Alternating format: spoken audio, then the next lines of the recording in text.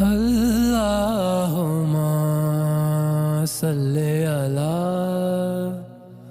حضرت عبداللہ بن عمر رضی اللہ تعالی عنہ سے روایت ہے کہ رسول اللہ صلی اللہ علیہ وآلہ وسلم نے ایک مرتبہ فرمایا کہ درختوں میں سے ایک درخت ایسا ہے جس کے پتے کبھی نہیں جھڑتے، اور اس کی مثال مسلمان جیسی ہے، مجھے بتلاؤ وہ کیا درخت ہے؟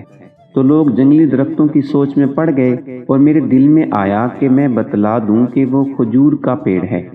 عبداللہ رضی اللہ تعالی عنہ کہتے ہیں کہ پھر مجھے شرم آ گئی اور میں چپ ہی رہا۔ تب لوگوں نے عرض کیا، یا رسول اللہ صلی اللہ علیہ وآلہ وسلم، آپ صلی اللہ علیہ وآلہ وسلم ہی خود اس کے بارے میں بتلائیے۔ آپ صلی اللہ علیہ وآلہ وسلم نے فرمایا، وہ کھجور ہے۔ عبداللہ رضی اللہ تعالی عنہ کہتے ہیں کہ میرے جی میں جو بات تھی وہ میں نے اپنے والد عمر رضی اللہ تعالی عنہ کو بتلائی۔ وہ کہنے لگے کہ اگر تو اس وقت کہہ دیتا تو میرے لیے ایسی قیمتی سرمایہ سے زیادہ محبوب ہوتا۔ صحیح بخاری حدیث نمبر 131۔